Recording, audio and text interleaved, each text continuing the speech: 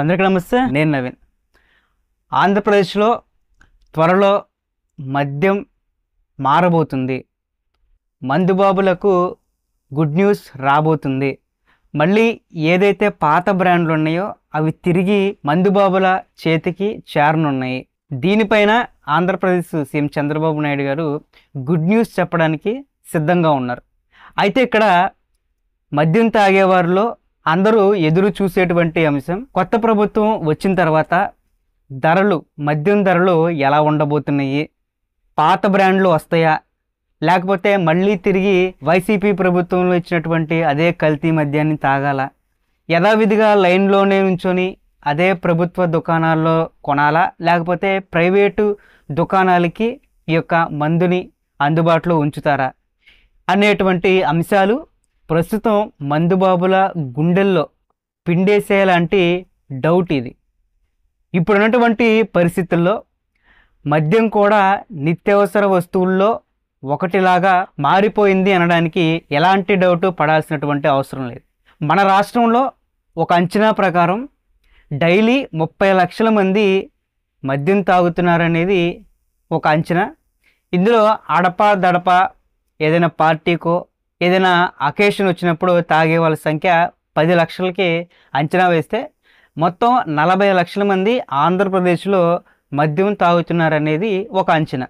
ఆంధ్రప్రదేశ్లో political sensation అవ్వడానికి ఎవరూ ఊహించిన రీతిలో 30 ఏళ్ళు తామే అధికారంలో ఉంటామని, తామే సీఎంగా ఉంటామని అనుకున్న వాళ్ళని పాతాళానికి తొక్కేసి కూటమి విజయం సాధించడంలో కారణమైనటువంటి అంశం ఈ మద్యం అనేది కీలకమైనటువంటి అంశం.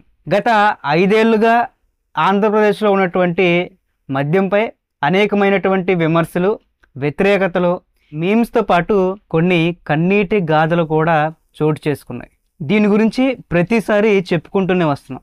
అయితే మందుబాబులకి కల్తీ మద్యం ఇస్తూ స్వయాన ప్రభుత్వమే అవినీతికి పాల్పడి ఈ మందుబాబుల ప్రాణాలని పణంగా పెట్టి తమ జేబుల్ని నింపుకున్నారు గత వైసీపీ పార్టీ నాయకులు. బ్రాండ్ ఉన్నటువంటి నాణ్యమైన మద్యాన్ని దొరకకుండా పనికి మాలిన కల్తీ బ్రాండ్స్ని తెచ్చారు. అయితే ఇప్పుడు మందుబాబులందరూ కూడా ఎదురు చూసేది ఏంటంటే, ప్రభుత్వం మారింది, కొత్త ప్రభుత్వం వచ్చి 2 నెలలు అవుతున్నా ఈ మద్యం అంటే కొత్త మద్యం పాలసీలపై ఇంకా నిర్ణయం తీసుకోలేదేంటి అనేది ఇప్పుడు అందరిలో జరుగుతున్నటువంటి చర్చ. దీనిపైనే AP CM Chandrababu Naidu good news చెప్పారు. మొన్న జరిగినటువంటి క్యాబినెట్ మీటింగ్లో దీనిపై జరిపినటువంటి చర్చలో అక్టోబర్ 1వ తేదీ నుంచి, అంటే రేపు రాబోయేటువంటి అక్టోబర్ 1వ తేదీన ఇప్పుడున్నటువంటి మద్యం పాలసీ అంటే వైసీపీ ప్రభుత్వం తెచ్చినటువంటి మద్యం పాలసీని రద్దు చేసి మళ్ళీ కొత్త మద్యం పాలసీని అమలు పరచడానికి సిద్ధమయ్యారు. గత 5 సంవత్సరాల్లో వైసీపీ పార్టీ ఎలాంటి బ్రాండ్స్ అయితే తెచ్చిందో ఆ పాలసీనన్నింటినీ రద్దు చేసి వైసీపీ గెలవటానికి ముందు 2014 ముందు ఏ బ్రాండ్స్ అయితే ఉన్నాయో ఆ బ్రాండ్స్ అన్నీ కూడా ఇప్పుడు ఏపీకి తేవడానికి ఏపీ ప్రభుత్వం గ్రీన్ సిగ్నల్ అయితే ఇచ్చింది. అంతేకాకుండా ప్రస్తుతం ఇప్పుడు ఉన్నటువంటి ఊరు పేరు లేని కల్తీ బ్రాండ్స్ని కూడా బ్యాన్ చేయబోతున్నారు. ఇక రానున్న రోజుల్లో ఈ కల్తీ బ్రాండ్స్, ఊరు పేరు లేని బ్రాండ్స్ ఏవైతే ఉన్నాయో అవి కనపడినటువంటి పరిస్థితి.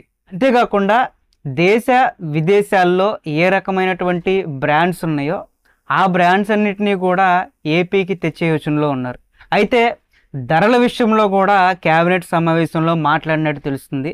మందుబాబులపై అధిక భారం పడకుండా చిన్నపాటి కూలీ చేసుకునే వాళ్ళు కూడా సులభంగా మద్యం కొనుగోలు చేసే విధంగా ఈ మద్యం పాలసీలో మద్యాన్ని అందుబాటులోకి తీసుకురావాలని చర్చించినట్టుగా తెలిసింది.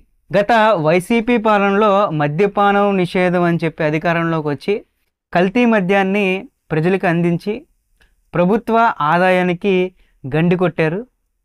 అయితే ఇప్పుడున్నటువంటి ప్రభుత్వం అలాంటి మద్యాన్ని రద్దు చేసి మంచి బ్రాండ్స్ని అందుబాటులోకి తీసుకొచ్చి దాని ద్వారా వచ్చేటువంటి ఆదాయంతో సంక్షేమాన్ని అందించాలి అనేటువంటి ఆలోచనలో కూడా ఉన్నారు.